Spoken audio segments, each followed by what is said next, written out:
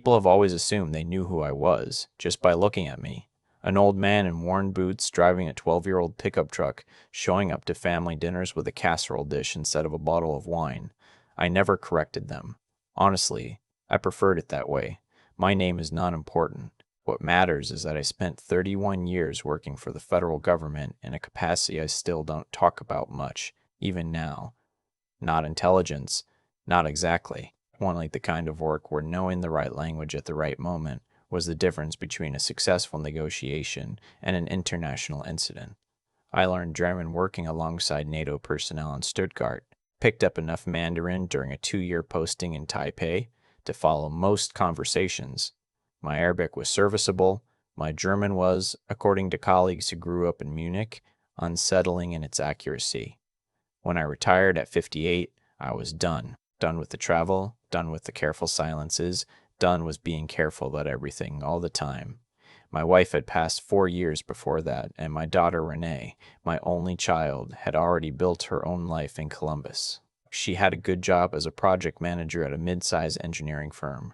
She had a house with a porch she was proud of. She had a son, my grandson, who had just turned 9 when I finally unpacked my last bag and decided that growing tomatoes and fixing neighbors' fence posts was exactly the kind of life I'd earned.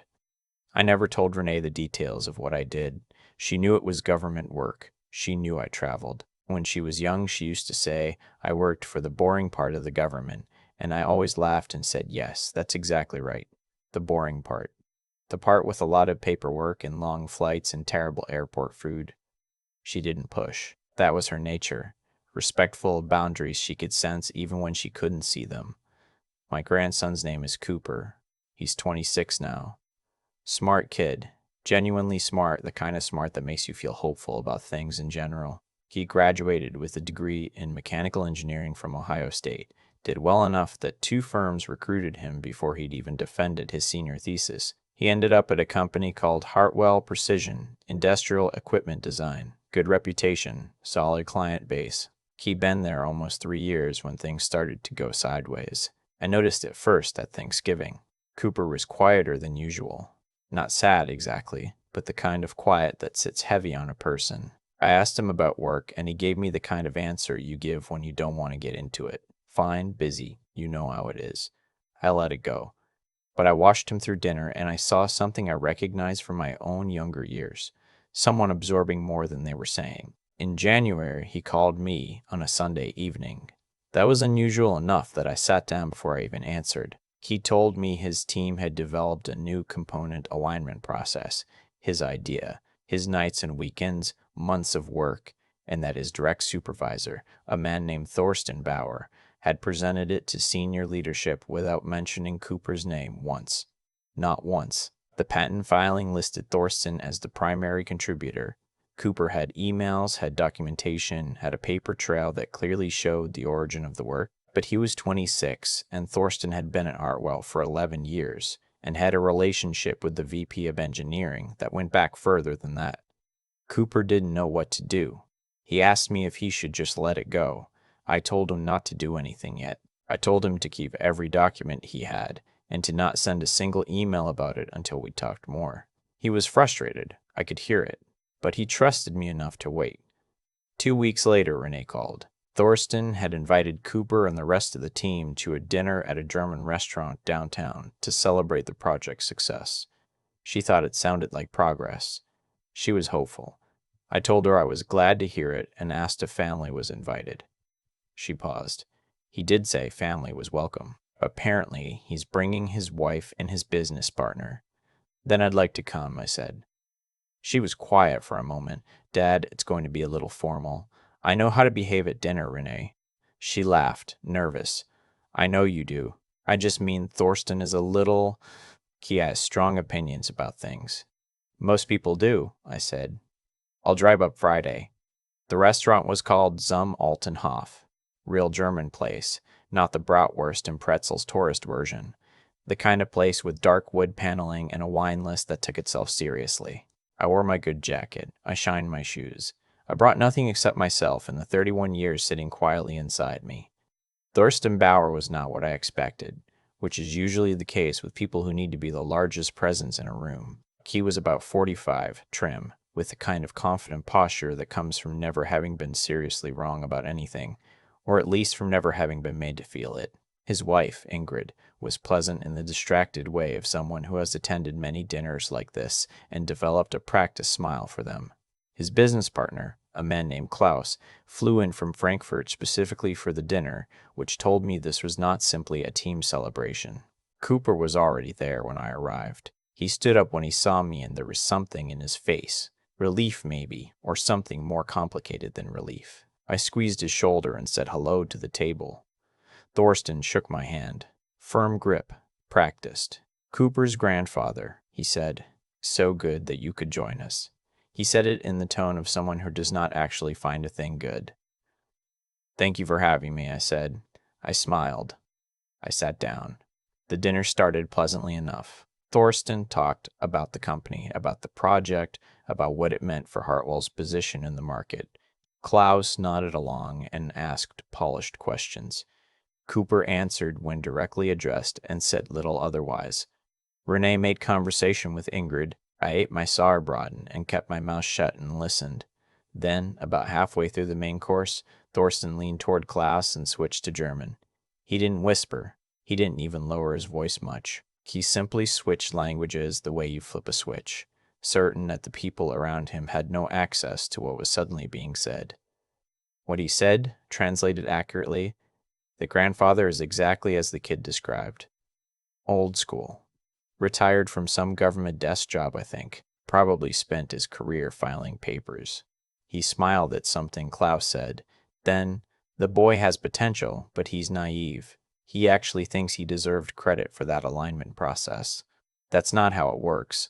That's not how it works. That's not how it has ever worked. You take what's useful and you use it. The boy will either figure that out or he'll keep being surprised. Klaus said something I won't repeat in full. Thorsten laughed. I took a sip of water.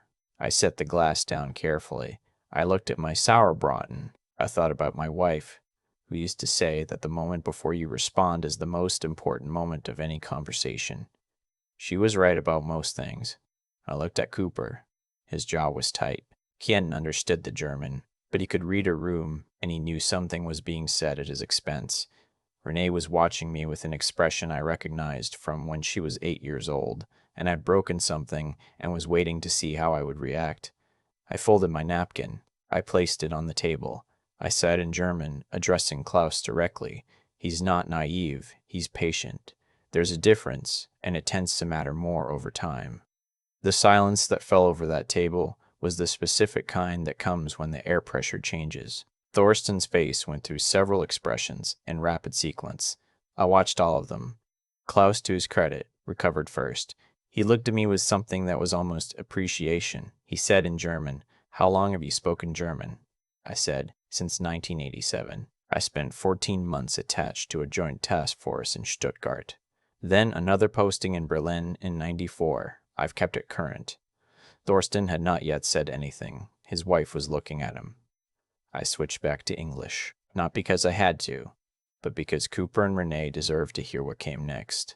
"Cooper," I said, "why don't you tell Mr. Bauer about the documentation you've kept on the alignment process, the time-stamped development logs, the emails from February where you outlined the core concept to your team lead?" I looked at Thorsten. I'm sure it's all been properly attributed by now. These things sometimes take time to sort out administratively. Cooper looked at me. Something shifted in his expression. He sat up straighter. Thorsten said, "I'm not sure what you think you heard. I heard exactly what was said," I told him. Calm. No anger in my voice. Anger is for people who need to prove they were hurt. I was not filing papers for the federal government, Mr. Bauer. I was doing work that required me to speak German, Mandarin, and enough Arabic to get through difficult rooms in difficult places. I've been in a lot of difficult rooms. I paused. This one is not particularly difficult. Ingrid set down her fork. Klaus cleared his throat and said, in English this time, "Cooper, I'd like to hear more about the development process.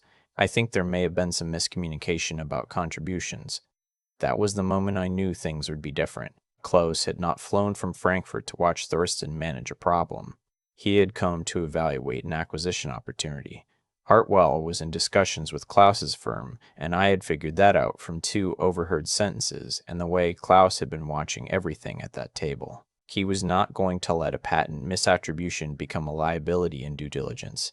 I went back to my hotel that night, and I sat by the window for a long time. I am not a man who prays loudly or publicly, but I have believed my whole adult life, that there is something larger than circumstance at work in the moments that matter. I have stood in rooms where the wrong word would have ended badly for a lot of people, and I have felt, in those moments, something that I can only describe as being steadied, held, not alone. I said a quiet prayer of thanks that night, not for what I'd done, for what had needed to happen, the anger, the confrontation, the ugliness that could have been but wasn't, and for Cooper, sitting across that table, having to watch his work be dismissed and his character be mocked. He handled it with more grace than I had at his age. He deserved what was coming to him. 2 days later, Cooper called me. "Grandpa," he said. He didn't say anything else for a moment. "I know," I said. "Klaus reached out to HR. Apparently there's going to be a full review of the patent documentation. Good." Thorsten told his assistant it was an administrative oversight. "That's probably the smartest thing he said in a while." Cooper laughed. It was the real laugh, the one I hadn't heard since Thanksgiving. "How did you know? That Klaus was important, that he'd care?" I thought about how to answer that. "You spend enough time in rooms where you're not supposed to exist," I said. "You learn to watch how people watch each other." Klaus was evaluating everything. He wasn't just a guest, and a man like that doesn't want a problem attached to something he's considering. When I spoke, I didn't just answer Thorsten. I gave Klaus information about what kind of problem he was dealing with. "You planned that?" "I thought about it, yes. Between the appetizer and the main course." He was quiet for a moment. "You never told me you spoke German. You never asked. Mom said you did government work. She said it was boring." "It was, frequently." "Grandpa, Cooper, what did you actually do?" I smiled at the window. Outside, a cardinal was sitting on the neighbor's fence, very still, the way birds get when they're deciding something. "I sat in rooms," I said, "and I listened. And every so often, at exactly the right moment, I said the right thing." He thought about that. "That's what you did at dinner, more or less." "Is that all you're going to tell me?" "For now," I said. "Ask me again in a few years. I'm still deciding how boring the story actually is." The review took about 6 weeks. At the end of it, Cooper was listed as the primary inventor on the patent. Thorsten remained at Hartwell, at least as of the last time Cooper mentioned him, though his relationship with leadership had apparently shifted in ways that made his future there uncertain. Cooper was given a formal acknowledgement from the VP of Engineering and was assigned to lead the next phase of the project. Renee called me the day Cooper got the news. She cried a little, which she would deny if asked. I cried a little too, which I will not deny. "Dad," she said, "I didn't know. About the languages. About any of it. I know. Why didn't you ever tell me?" I thought about that for a while. "Because the work was never the point," I said finally. "The work was just what I did. You were always what mattered. The life you built. The son you raised. That's what I was actually proud of. That never needed me to explain the rest." She was quiet for a moment. "Cooper wants to bring you to the next team dinner. As long as it's not another German restaurant." She laughed. "I think Thorsten is staying home that night." I've thought a lot about that dinner since then.